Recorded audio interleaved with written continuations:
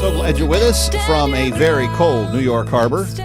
Those of you watching on the AFA channel, the Lady Liberty out there braving the elements. She's a brave woman. I love that woman. I love seeing her. And friends, when those of you come to New York to see the city and to be part of this, by the way, the studio that we do AFA Today from is not far from Lady Liberty. We are exactly parallel to where she is here in Lower Manhattan. And if you're ever in the area, drop me an email at kmcradio@gmail.com, and then we'll make a way to put some chairs in the studio. You can come and see an episode of the broadcast, and we'd love to have you. But from New York each weekday, Kevin McCullough, glad to be with you. What we are talking about is not a story from the city, but from Washington, D.C., as Bob Woodward has so many times in his career as a reporter, broke some pretty big news last night. That former Secretary of Defense Robert Gates' brand new book is going to detail some charges that we've not heard officially from anybody inside the inner circle of the administration previously. But one of them is that President Obama views his senior military leadership with a great deal of suspicion, that his role in the Afghanistan war was not to win, but to end. And that he and Hillary Clinton both basically admitted to him on multiple occasions, or in front of him on multiple occasions, that the only reason that they really opposed the Iraq War in the first place was because they were running for president, and they knew that Code Pink and those other guys were out there that were going to expect a very harsh anti-war stance, and that's why they basically they showed themselves to be the worst kind of politician available. Yes, we will even play politics with our soldiers' lives.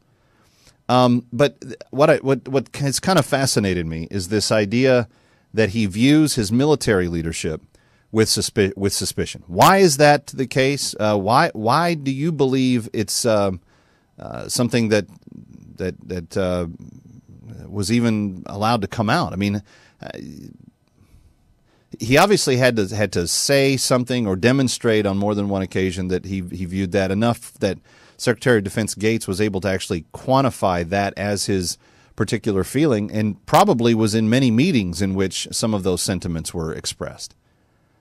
But why? Why would the commander-in-chief need to be suspicious of his senior military leadership? 888-589-8840, 888-589-8840. Let's go to Christine calling from North Carolina. Christine, welcome. You're on AFA Today with Kevin McCullough. Glad you're here. Hi, thank you. I'm a Marine wife. My husband's active duty. He's been in a little over 10 years. I can tell you that the military doesn't trust Obama either. So I don't know if it's mistrust as much as it is him just having his own agenda and not wanting to do what the leaders are telling him to do. He's already shown. But the charge is suspicion. The charge is when you're suspicious of someone, you don't give them the benefit of the doubt. And I'm trying to figure out how a commander-in-chief can even run a military if he doesn't have people that can be given the benefit of the doubt when they're given a task to perform. I don't know why he's suspicious, and he shouldn't be running any military. I agree with Sharon, your previous caller, that he should have military experience. I believe all of our leaders should. And well, I appreciate said that he will go back there in a heartbeat. He's been twice. He was in Fallujah. He was in Ramadi, and the people were glad to see him there, and he would go back. I heard that from every active duty person that I spoke with. Those that got injured and couldn't go back to be with their units, they were some of the worst, mournful people I've seen, because they felt like they were abandoning their opportunity to serve and to do what they were meant to do for that generation. And it's such a different story what you get from the White House and now the media by extension of the White House. Versus the men and women that were on the ground in those places and the way the people of those countries responded to us. A lot of the discussion, thanks for the call, Christine, appreciate it. A lot of those people, a lot of the discussion in the lead up to the last couple of elections was all about repairing America's image in the world. Did you see the signs that were being made in places like Iraq and Afghanistan Thank you, Mr. Bush. Thank you for our freedom. I mean, I don't know that our reputation was that bad in the world. And here's an interesting question.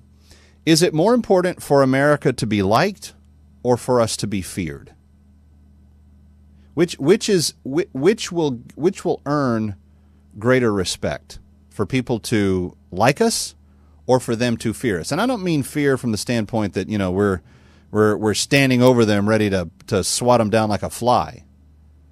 But kind of like, the fear of God is the beginning of wisdom. Isn't the fear of the United States the beginning of peace on earth on some level? Isn't the fear that tyrants and despots have to take over, just to invade somewhere and take over, but they won't because the possibility that America might come to the aid of the weaker nation? Isn't that a restraining force for good in the world? I'm not trying to be partisan about this at all. I'm trying to ask a legitimate question. Is it better for us to be feared or to be liked? Because what I've discovered is a lot of times, my sons fear my discipline, but they like life a lot better when discipline is carried out consistently. You know why? They act better. They put forward better behavior, which leads to greater enjoyment of life, because when you behave badly, that's when discipline comes, right? So it's okay to fear something as long as what you fear actually points you towards healthier behavior.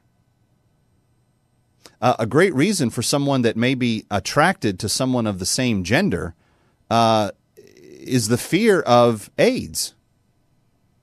To not engage in that behavior, if they're not a religious person and they don't believe in God and they don't believe in any of the moral constructs of, traditional civilization, at least the fear of not getting AIDS would have been a restraining force for good in the issue there. Behavior that is adjusted and moved towards health, the fear of the opposite of that, that's always good. Fear of that is good. That's my understanding. 888-589-8840. What do you think about this? Let's go to Matt in Illinois. Matt, welcome. You're up next with Kevin McCullough. So glad you're with us. Hey, Kevin. Thanks for taking my call. Sure thing. The mistrust of our president toward our military isn't just toward the military, but also toward local as well. I live in a city where Air Force One flies in and out of whenever the president comes to visit. Mm-hmm. And I have a friend in the city police officer, and he has been with the force for 20, 30 years. He's been perched up on the rooftop along with the Secret Service, to watch the Air Force One and the president show motorcade come in and out. And Obama, his administration, has requested that all the police officers disarm, that they get rid of their sidearms, that they don't have any guns with them when they're perched up on the roof along with the Secret Service. And our police chief said, basically said, if you're not going to let me arm my men, they're not going up on the roof to help you. But I think the mistrust of the suspicion of the president toward the military is because the military is charged to protect our nation from enemies, both foreign and domestic. And he probably fears that they'll see through his agenda and they'll get an idea in their head to get rid of him. I'm not saying that assassinate. I'm not saying that, but oust him or stage a coup or something. Well, and you know what? We've never had a coup in the United States, obviously, and I don't think we ever will if we embrace the traditional values that America has always embraced. But you know what kind of countries do have coups all the time? Dictatorships, socialist, Marxist, countries that have the worldview that so much of what the modern progressive left embraces. And of course, this president is the most leftist of any president we've had. And he's not the worst out there. the mayor of my city now, he makes Obama look like a moderate in terms of his views. So it could even be worse. But it is interesting that the mindset of mistrusting the military and being afraid of something that's never happened in our nation, if that is in fact part of the reasoning behind it, could be parallel to other countries that are similar in thought to what he believes. Isn't that interesting? 888-589-8840. Kevin McCullough, glad you're with us. Let's talk to Greg, also from Illinois. Greg, hi, you're on with Kevin McCullough. Hi, Kevin. Thanks for taking a call. And I just want to say I can't speak to the level of suspicion that Obama or the Clinton administration might have had, and I think certainly some of the events in the early Clinton administration showed a horrible level of suspicion and distrust from some of the people there. But I'm the son of a 30-year Army man. I graduated from the Service Academy myself, and I believe that Eisenhower said it best with his words of caution on the military-industrial complex. And I hope that there's always some level of suspicion. And when you have people like Curtis LeMay that wanted to bomb the Chinese back to the Stone Age, I believe that there is a rationale for some level. You know, when you had who? That's another question. When you had who? Curtis LeMay, the chief of staff of the Air Force at the time. When was this? Back in Korea and that era. Oh, okay, and bombing the Chinese back into the Stone Age is something that he said? Yes. Okay. Yeah, well, and I'm not saying that we don't have checks and balances on anybody that we give power to, but I just find it odd that these, especially since he has no real military experience in any way, that then you're supposed to lead these people that you, in essence, know nothing about, but then you inherently distrust them. That, to me, is kind of crazy. And if you don't know them and you don't understand what they do, you should spend a lot of time getting to know them. I think you should sit down and inculcate yourself with what they've learned over their lives, but you can't do that, the first day you're president, and you've got to start making policy. It's a very interesting new day in America. We have problems that we've never had before. 888-589-8840. Let's talk to Scott in Alabama. Hi, Scott. Welcome. You're on with Kevin McCullough. So glad that you're part of the conversation. Hey, Kevin. Real quick, because you touched on a lot of subjects, and I'm going to see if I can hit all of them without taking up too much okay, time. go for it. 22 years in the Army. I was in Iraq and Afghanistan. I was in Thank Iraq you for your in 03. service. Thank you for your service. Loved it. I want to say first that by definition, a weapon of mass destruction is any weapon that can deliver a payload that will cause mass casualties. Okay? The media wanted to portray it as a ICBM or a Scud or a tactical nuke, and I'm here to tell you that we ran into a number of bunkers that had weapons of mass destruction in them because they weren't assembled or because they didn't have nuclear warheads or nerve gas, which we know went to Syria. Doesn't mean they weren't there. So they were there. The intel wasn't bad. It just was not complete. Gotcha. Second, the reason I believe that Obama wants to continue or supported the surge in Afghanistan, even though he didn't care about the war, is as a diversion for his socialist agenda. If you look back through history, you'll see that a lot of presidents have done just that. The New Deal was pushed during a crisis. There were a number of things that were pushed during a crisis in America. Well, and we were told never let a good crisis go to waste. There you go. Now, the reason that he doesn't trust his senior commanders is this. This is, and always has been, the greatest country in the world. It is been that way because, just like you said, the fear of God isn't that you're afraid of God, it's you're afraid of the discipline when you screw up. Same thing with America. Countries were afraid of us not because we were tyrants, but because they knew we would defend the people that needed to be defended. And that is what made us great. Now, he doesn't trust them because he wants to make, and I hate to use it, it's very cliche, but he wants to join into the New World Order.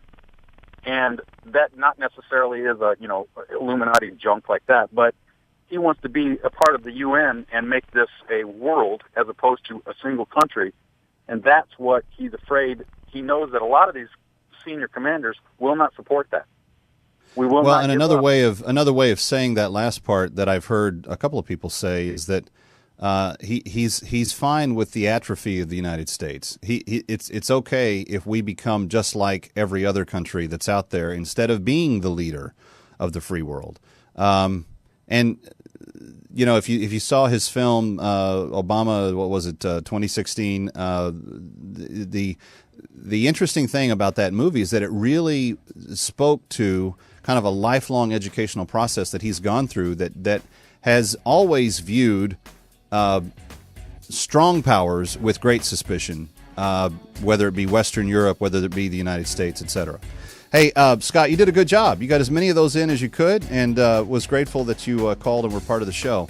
Friends, if you want to read more about this particular story, I did post the Bob Woodward piece to the afatoday.com Facebook page, and you can check that out.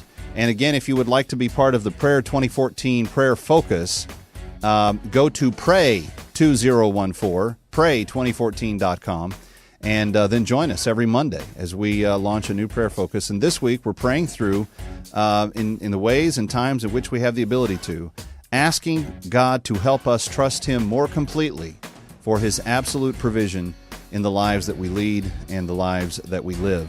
And that's my prayer for you today, friend. No matter what else we get into and talk about, being pointed back to Jesus through prayer is still the most important thing we can do on a daily basis. Kevin McCullough with you every weekday. Thank you for being here. Brian Fisher and Focal Point is on the way on AFR Talk